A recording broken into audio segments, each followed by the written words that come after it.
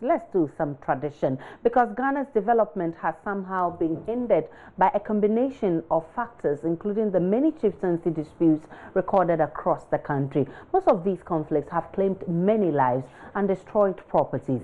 Efforts made by authorities to get these conflicts resolved permanently has been a challenge over the years. Perhaps this is a way out now.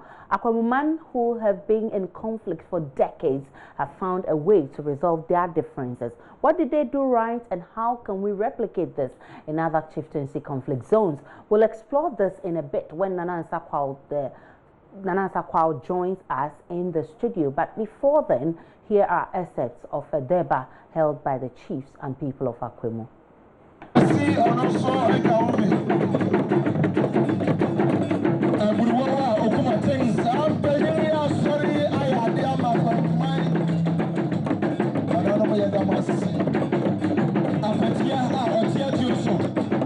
Let us remind ourselves once again that for the past 27 years, the Akwamu state has experienced a lot of developmental setbacks due to lack of unity.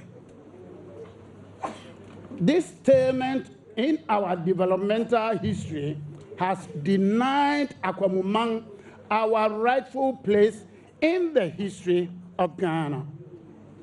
We have therefore vowed that never again shall we repeat this serious mistake. Nananom, we wish to state that all the divisional chiefs of Akwamu, together with Nana Akuma II and Odenahonko Afuakoto III, have all opened their arms in appeal to welcome home our brothers and sisters who are still on the other side to join.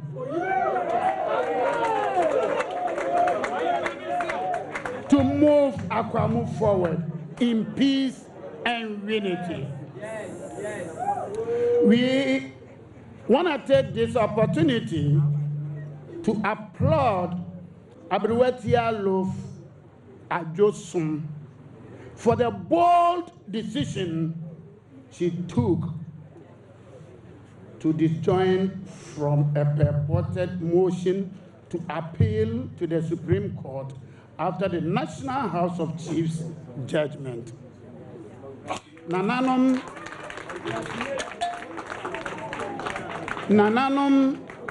and Akwamu will be forever grateful for taking that bold initiative towards peace and unity of Akwamu. The victory of Odenahonko Afuakoto III at the National House of Chiefs is a victory for all Akwamu. And you know, Adolfo, we see in a ne, and Kabumaba, the fret, and him near tree.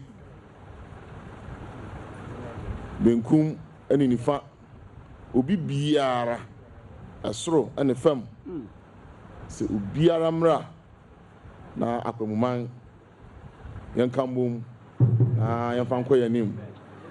Now, Bia, as I say, Akwamu, Ejina or Ghana, Bako Semono, let me Ejina Ho. And Chay, Opening become Ghana Memu has say, a mamma ho, and so on mine be your friend of Akwamu. Why you say Abuaka Sibi? Ah, what da? Now, to Musa and Chay, I'm sorry. Now, my person may catch Akwamu, and may be our dog community. Abuaka Sibi, so that, na say, I'm sorry. In here, and sat the brew on home. Send you bring back on all hands on deck. Now, you to me the Apijaos are Abuaka Seno. To me, Stremo, and Nuntin and Ne, many divisional chiefs. And now, for Akuma, Abusuya, Mrewetia, Abusuya Penyinfo, if he are cried, Kopume Rahai. Akwamu. The Frobi Bia, so Wamra, a Dangumu, ne nyina yɛmfa Akwamu man nkɔ n'anim.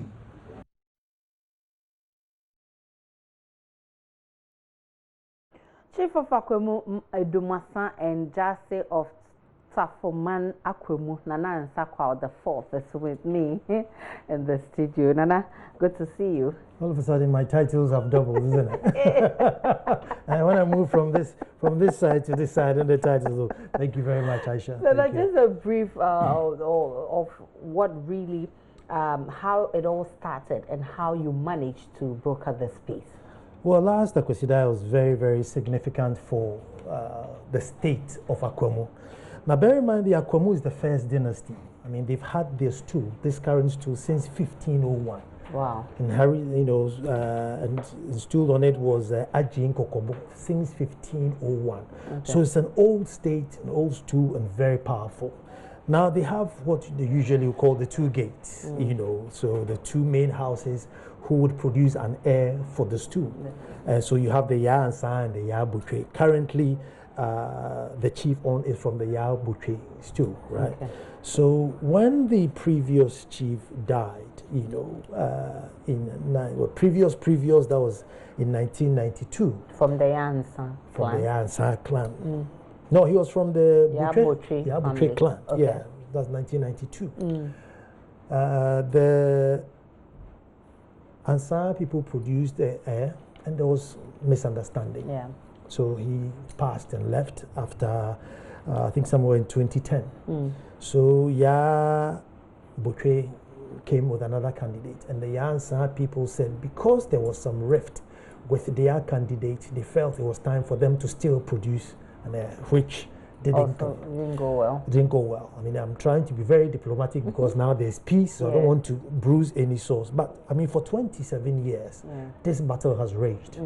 Odunoho Kwafakutu III, who's on now, has been installed close to 9 years now, and has spent literally half of the 9 years in court trying to, get his legal legitimacy.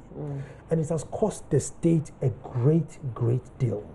Now, many years ago, once upon a time, the Akwamu royals produced twins. And the twins, when the seat became vacant, half of the town wanted Kakra to be on the stool, half wanted Penyin to be on the stool. Wow. This disagreement is what is Doma today. So the people of Doma are the Akwamu people who believe that Kakra should rule them, moved and left. Now we all come under the Ediana clan. The Ediana is the dog with the fire coming out of the mouth. Exactly. And so you have Doma, Ebri, Manfe, Mampong, Abutechi, some part of so all but the head of the Ediana clan is the Akwamu Hene. Okay. And so when there's no peace in Akwamu, it sort of trickles. Yeah. Sort of trickles all around.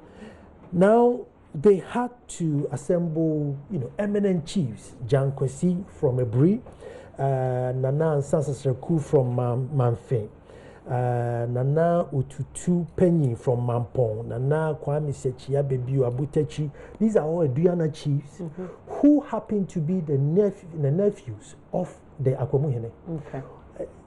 In history, when he was conquering states, anytime he conquered the state, he left a relative there to rule the people. So, they all have a relation. So they all came together to go and speak to the Ansa family. And the head of the Ansa family, because we are matrilineal, there's always an old lady who's sort of the head. Yeah. So Madame Love Ajosom was the head of the family. Okay. Who happens to be a close relative of the late Kofi Annan. So Kofi Annan is a legitimate royal to also be Akwamu Hene. Wow. So they wanted to produce. And, some people get angry, but I said, no, why should you get angry? Because that's how tradition is. The stool becomes vacant, and everybody who is a legitimate royal, you sort of, I don't even struggle. Lobby for it. And then obviously one person will get it. Yeah. And then at a point in time, you have to back down. Exactly. And so, before I even go on, I want to say, great thanks to Madame Love Ajosum, who's the eldest lady of that side, who has now finally given up that, I'm not going to go. But they went to Koforidia. Koforidia ruled against them. They went to the National House of Chiefs. National House of Chiefs ruled against them, and they were going to go to the Supreme Court. Wow. And then Madame Love says, look, enough is enough. Let's back down. You know, time will come where we would also have to produce an heir. And so that's how significant this Akosidai was for us. You know, and I must say, I can do what my boss, i.e. the Akwamu Hene, has done, because I would have probably given up and gone. Interesting. Yeah, I would have given up and gone. It just shows that there are so many lessons that we can take from what has happened in Akwamu regarding how old it is when we talk of tradition and all of that, and also looking at the chieftaincy disputes we've recorded in almost all the areas in the regions of Ghana. What are the lessons to take from what has just transpired in Akwamu? The lessons to take is big, because number one, when there's litigation in any community area, investment don't flow in. Investments don't flow in, which affects development. It affects a great deal of development. And Akwamu is where the Akosombo Dam is where the Volta Lake is, you know, where St. Royal, the Volta Hotel. There's so much to be done with it. That's where Adumasa is. Yeah, the little Republic. The only it's now becoming a kingdom. You see, very soon. the only republic within the republic is in there. But how would investment come if the head is shaky? Okay. You know, but I want to congratulate all these elders, Nana Frakoma, and for coming together, because look, when it happened in Dagbon, I mean, they had to bring in state powers to come and calm it down. So if within Akwamu itself they found peace, you know, I'll take this opportunity to end the National House of Chiefs to look, issue a gazette for this the chief, so that peace prevails. Because sometimes when the chief hasn't been gazetted, then you have all functions, you know, disturbing. But for what they have done and what they have achieved, I mean, it's unheard of. Many people wouldn't have survived it. Many people wouldn't survive it. Yeah. Yeah. But, you know, unfortunately we did it, and we say thank you to everybody. So I'm urging the National House of Chiefs that, look, issue the gazette for Kwafu Akoto so that he can have the peace of mind to reign. Aisha, you know, I know he's my boss, and probably it's normal to praise him, but I'm telling you, I can't do what he does. Yeah, most of these chieftaincy disputes do not go away because of one reason or the other. First is the fact that two factions are presenting an heir, or they're all lobbying to take up the stool. The other reasons are the fact that there are people who are remote from the two stools, from the two families, who are also fueling this fight because of their personal interest. It's a very good You point. have been there before. I mean, what really is the reality? What's the reality when it comes to the two factions fighting for a seat, and then the fight is not going away after everything done? We're still seeing all of this happening. It's true, because, I mean, when you look at the factions fighting, you realize there will be maximum 4 people who have locus to contest. Yeah. There will be a whole team of disciples behind who get their lorry fare, their momo, their electricity bill, everything. And so for them, from the fight, you know, oh, I'm going to go and listen to this gossip and come and tell you, oh, you're almost there, you will win. No, I'm encouraging you. And so they don't want the fight to stop, because they literally make their daily bread out of it. Yeah. You know, so that's why come, you know, Love Ajua Sum, and you know, she must be a very brave woman. To literally, because when they went to the Supreme Court, she also issued and said, look, enough is enough. Stood up as the elders.